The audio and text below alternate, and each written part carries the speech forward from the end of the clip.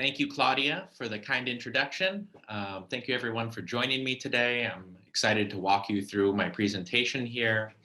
So just to get started, I'm going to tell you a little bit about myself and tell you a little bit about PARKLU by LAUNCHMETRICS. I'm originally from the American Midwest. I started with KOLs back in 2014 and founded a beauty KOL named MELILIM. And that grew into her becoming one of the most successful beauty KOLs in China. And through that, I was introduced to the CEO of PARKLU and joined PARKLU. And so I have a really good perspective of KOL marketing and specifically beauty KOLs in China, from working and growing with a KOL, and then also from working with beauty brands. From the technology and campaign and data side. And so hopefully I get to present that kind of well-rounded information to you. PARKLU by LAUNCHMETRICS, or PARKLU was recently acquired just a few months ago by LAUNCHMETRICS. PARKLU is a KOL relationship management platform. So we help brands connect with KOLs through technology and use monitoring systems and management for KOL campaigns and helping brands scale that out. So we have KOLs all across the country. We're really focused on China and Chinese social media platforms. And most of the brands we work with focus on fashion, luxury, and beauty industry. And so, so we have that nice target for us to walk through. So for today's agenda, I'm going to talk about what's hot in Chinese platforms and kind of how they work and how we can think about them. What do beauty KOLs do to impress Chinese customers? And then the customer's journey and how it melds with KOL marketing. And then some takeaways from domestic beauty brands. Because at this time, domestic beauty brands, Chinese brands are really killing it, and they're doing things just a little bit differently. That's really giving them some market dominance and growing their market share. And I think it's important for us to look at how and why that's working. So to start off here is the Chinese social media platforms at a glance. One of the things to really understand here is just kind of the dominance of key opinion leaders in the decision-making process and how that's transferred over to what marketers and media agencies are doing to communicate with customers. And there hasn't been a lot of change from 2019 to now as far as the share of working with KOLs as far as the media buying and marketing approach. But you can kind of see that a lot of things are kind of in decline, except for short videos and live streaming. We really saw live streaming, the importance of short videos and live streaming in 2020 become really, really dominant. And that's because, you know, obviously everybody was staying at home more and shopping behaviors had changed. But communicating with those customers, a lot of that is still being done through KOLs. And that's because the engagement with social media, people have consolidated around these key opinion leaders and what they have to say. One of the things that's really interesting about the Chinese social media ecosystem and commerce and content platforms, you know, sometimes it's very overwhelming for people to consider how many social platforms that there are and commerce platforms and communication and content. But what's actually really interesting is all of these platforms are actually essentially the same from a functionality standpoint. They all have communication ability, they all have content, they all have commerce, they all have payments. And so really what makes them distinctly different is actually the user intentionality. So when a user accesses one of these apps, what are they expecting to get out of it? So what is that value proposition? What is the value that a user is trying to extract from that application and their experience with it? And this is a really, really important dynamic for trying to understand how we should market on any given platform and what our KOL campaign should look like. And so WeChat is primarily a communication platform. And so that's one of the reasons why for many businesses, it's become a little bit like a CRM, and where you manage relationships with customers. Weibo is this peripheral news and celebrity gossip platform. And so your information on there should be very trendy and keeping up with what's going on in the peripherals of news and such. Xiaohongshu has become a really important part of the journey for customers to make purchase decisions. It's seen as an authentic platform where customers go to suss out whether a product is something they really want based on what other customers are saying. And then Douyin, I affectionately and jokingly call Douyin a bathroom reader. So it's a place where people go to waste time. It's where they want to be something funny and short and engaging and stimulating. And so content on there needs to be very quick and needs to be this idea of a gift of mindlessness content, and that's okay. And so approaching each one of these platforms is going to be really interesting dynamic, and something that should always be taken into consideration. So when we look at Chinese social media apps at a glance, obviously WeChat is super dominant. But when it actually comes to KOL marketing, it's a tough platform, because it's not a place where people are going so much to consume content anymore. WeChat is trying to make changes with their channels platform and short video and some things that I think potentially have a chance to change value exchange. But at this point, it's not really a great place for content or creating awareness for a brand. Douyin, over the last few years has come kind of out of nowhere and become very dominant in people's lives as far as what they consume regular pieces of content with. Weibo is, again, a big platform that can't be denied as far as its ability to reach the masses. Bilibili is an up-and-comer. I think it's going to be the YouTube of the future in China. And Xiaohongshu, again, has this very niche value proposition with young women in China and in their purchase journey. It's actually declined in user growth over the last couple of years, but it's still extremely important and always should be considered, especially for beauty brands. So we'll just quickly kind of go over a little bit of a kind of a SWOT analysis of these platforms. So WeChat is a ubiquitous platform. It's used by everyone. It's everywhere. There's lots of cool opportunities in SEO and their mini programs. This is where we get into that kind of CRM-based point. The disadvantages are working with KOLs. It's very expensive, and there's a very low probability of virality. And that's just because of the sharing mechanisms built in. Weibo has this opportunities for impressions and virality. Things can blow up there. One of the problems might be, though, it's a little bit of pay to play. Opportunities are actually content diversity. So it has everything from short videos to articles to pictures to live streaming. It's got everything in there. And then you can pay for visibility. As much visibility as you want, Weibo is happy to sell you. Disadvantages are it has some very unique rules in there, some collaboration kind of complications with KOLs, and then also it's very susceptible to bot traffic and click farms. And I think it has a very high percentage of zombie accounts that are actually controlled by Weibo itself. So we just always have to be aware of that. Hey, you might be reaching hundreds of millions of people, but what percentage of those are live, real, active accounts, even if it's very inexpensive. Douyin, obviously, it's got this popularity and hype. The engagement, virality potential on the platform is huge. There's lots of opportunity in actually location discovery. So if you're having offline events, it's a really, really great place where if you're tagging content by location, that people in that location are able to see that or close by. It has and has traditionally had really open platform for external linking to other content platforms or e-commerce. They're becoming more and more of a walled garden. So they're starting to close off linking to, the JDs and Alibaba type accounts. So it's becoming more difficult this way. But this is because Douyin is becoming a platform where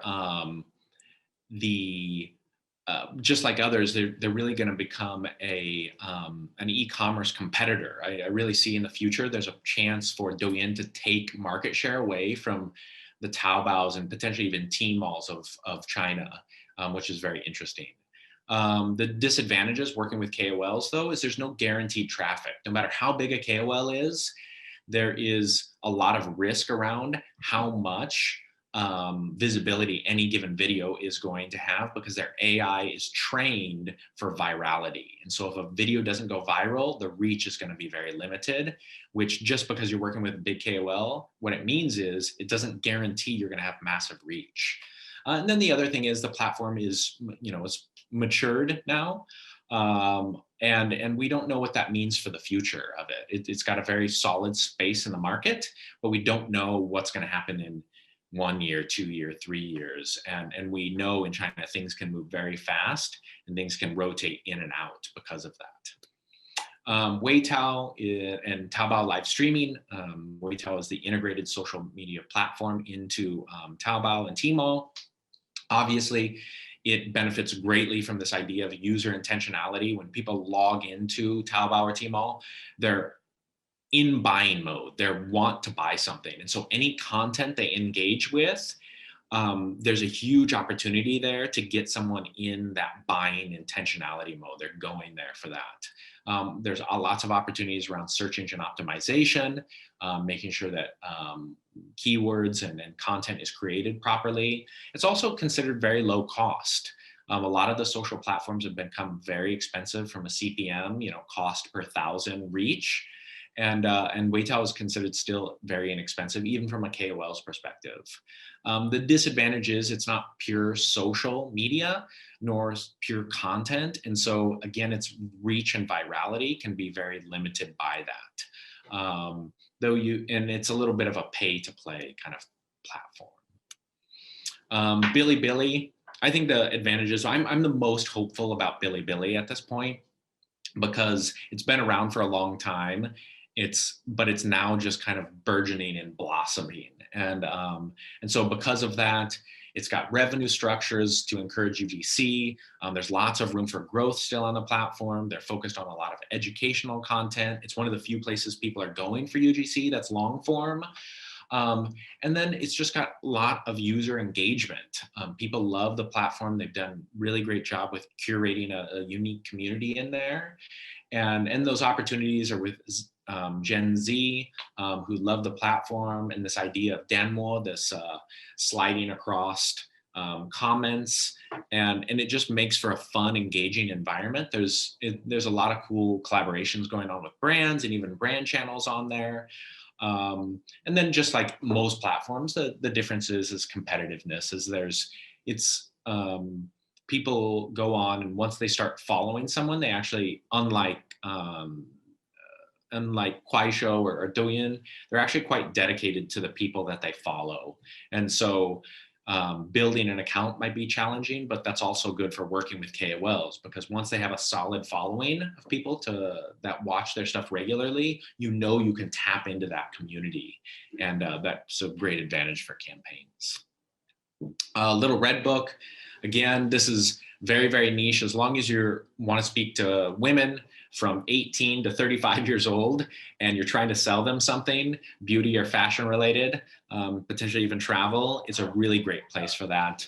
It has this demographic, psychographic focus. There is room for growth. I'm not sure that it's going to grow. I feel like Xiaohongshu shoots itself in the foot a lot because of its purist kind of mentality. But I have a lot of respect for the CEO because of that.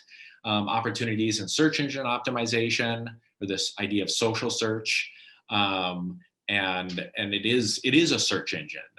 You really should think about Little Red Book as this very perfect example of Web 2.0.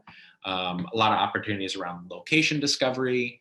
The disadvantages, again, are they've been shooting themselves in the foot over some things around anti-influencer rules. So collaborating with KOLs can be very challenging. And then it's kind of they've taken some learning from their investors of Alibaba in this kind of B2B profit play. And in some ways it's mucking up their environment a little bit. And so we'll see how they are. But for right now, for beauty category, it's a very, very solid application with a large user base. Keep is also an interesting place for male beauty.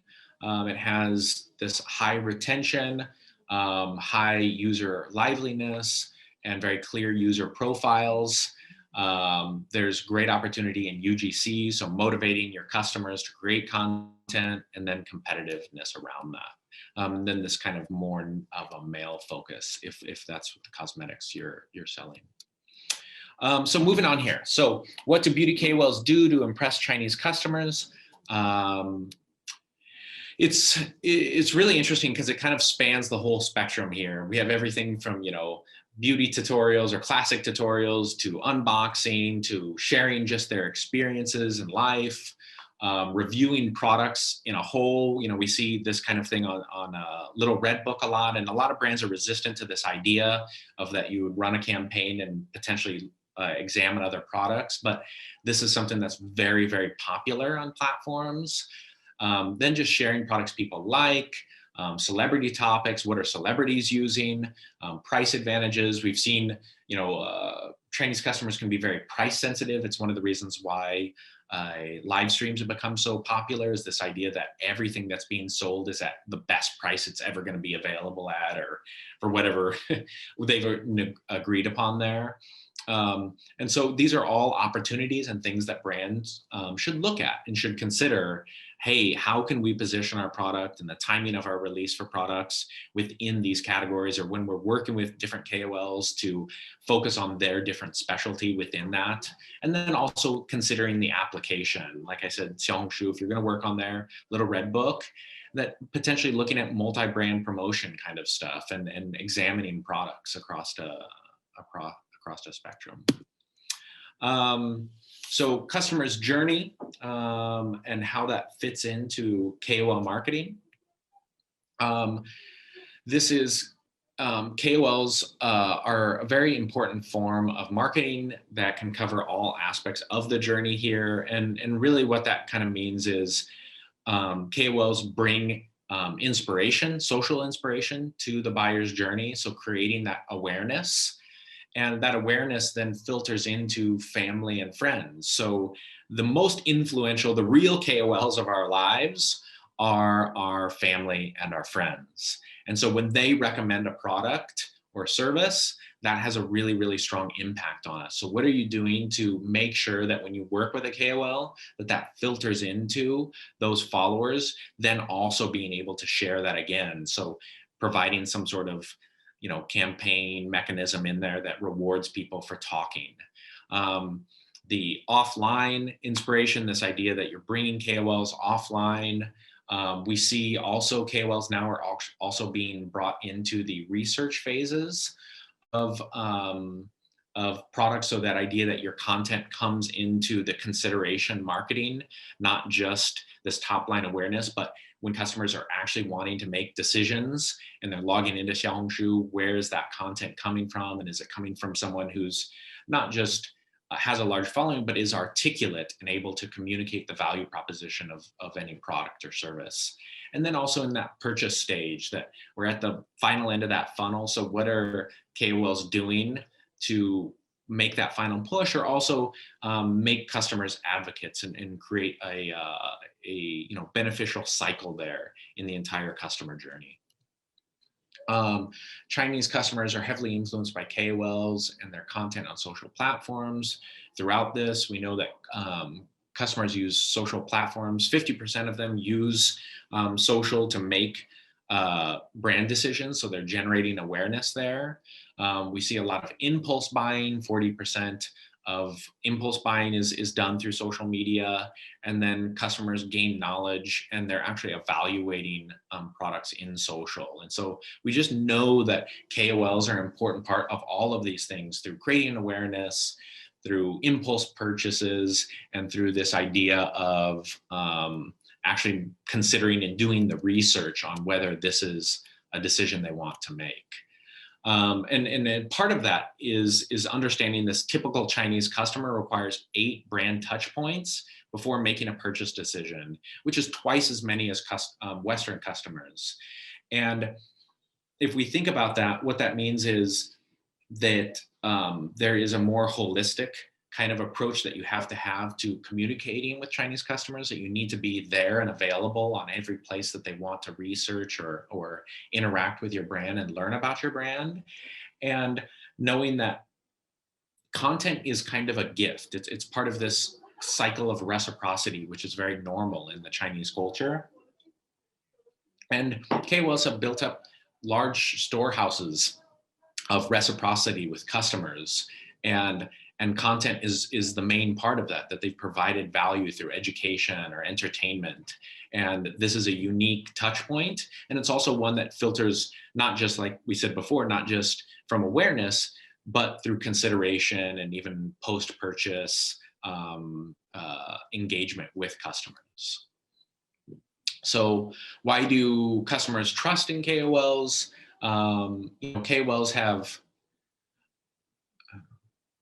KOLs have these distinct characteristics, which each KOL has a different value proposition. Whether they be a gender fluid guy who is teaching women about makeup, or a woman that is transforming her look, or someone who's teaching you how to look like a celebrity. There's so many different KOLs with different value propositions, and different types of people follow different types of KOLs. And so understanding, often, it's not really sometimes even understanding about a KOL, but understanding about their audience and trying to understand what is their audience trying to get out of this interaction with this person. KOLs also, they grew out of this idea of higher quality content. So, and we've seen this over the years, the quality of KOL content has gotten quite extreme, actually, as we've seen people exit out of different creative fields and into KOLs, or onto KOL teams, or in their MCNs. And so the quality of content, writing and pictures and video and things has gotten very, very elevated. And there's a distinctive difference between really traditional UGC and this kind of PGC, professional generated content that comes from them. And then they also have a really unique, special connection with customers, or your customers or potential customers, is that they have, again, this idea of they've built up a lot of reciprocity and value with customers by delivering content over a long period of time. And so it's not a short interaction of, I made a funny video and then you followed me, which is what creates weaker connections on platforms like Douyin, but that you have a strong value proposition that's built over time. And it's one of the reasons why we talk about always on KOL marketing, this idea that you don't just work with a KOL once, but you work with them over and over, because it's part of this relationship building with the KOL, and relationship building with their audience, and relationship building with the KOL with their audience, and supporting and being a part of this holistic cycle. And so one of the things we like to look at too is this idea of celebrities versus influencers versus advocates, because this is part of this holistic cycle we're trying to create. Celebrities, typically when you work with them, they have a very, very broad appeal. And so they kind of reach everyone. Everybody knows them, and they maybe see them wearing stuff in magazines or movies or TV or on the street or whatever. And so they have a broad appeal, but there's only a certain portion of their followers that are going to be potentially interested in your brand or your products. And this is where influencers become interesting, because they're typically able to have a very focused audience that you can predict are going to be likely to be more interested in your products. And so they create this top line awareness, bringing customers into consideration. And that's where the content also that they create is in this engagement state of like, hey, I want to do more research into this, and then pushing them down through decision into becoming a customer. And then we have this new term, and which is very important, is this idea of KOCs, key opinion customers. And really what those are is advocates. And this is where you get this really, really nice cycle where an influencer then creates advocates for your brand, or KOC for your brand. And their content, well, one, they rebuy your products. Two, they create content that can influence people and become part of the research stage. And then they tell their family and friends, which generates awareness. And then you get this really nice holistic cycle. So what are you doing at each one of these stages to create a very holistic environment around your influencer marketing approach, for your beauty brand? So 4 takeaways, I think this is a really important part and an important part to listen to of what Chinese domestic beauty brands are doing differently, because what they're doing seems to be working as far as giving them market share and creating interest in the market from customers. One is this idea of bold and extensive collaborations. We see really, really interesting collaborations, everything from Perfect Diary working with the Discovery Channel to make, kind of like different animal patterned makeups and such. My personal favorite was Perfect Diary working with the British Museum and also working with different museums around the world. They're rolling that out over time. This makes really, really unique collections, a very beautiful makeup also. Marie Delgar collaborating with KFC, which seems ridiculous, but at the same time, it makes sense because there's a love and a passion for KFC in China that's quite unique. And it's also, it's interesting. It's kind of shocking, and it's kind of something that people are excited to see and be engaged with. And then also this idea, there was one where it was a national treasure kind of documentary and supporting Chinese culture. And Chinese culture, the importance of Chinese culture is another thing that's rising in popularity in China right now, and being identified with that. Products for hot topics, so wearing the green cap, really, and this is also another example of collaboration, Marie Delgar with Heineken, but they really understand Chinese culture and this idea of imprinting yourself into that Chinese culture and nostalgia and such. Fresh faces, we see brands really working with new celebrities. As soon as they're starting to potentially go, hyperbolic, they start to work with them right away and align themselves with those faces and those new people coming up. And then creative new retail, what some of these Chinese brands are doing with multi-brand stores and their own stores, and really doing something different offline to create environments where customers are engaged and maybe capturing and sharing themselves, is really, really interesting and very, very unique to the market. So that is our time. I really appreciate you tuning in. It was wonderful to talk to you. And if you need to reach out to us, here is our contact information. Have a wonderful rest of your day.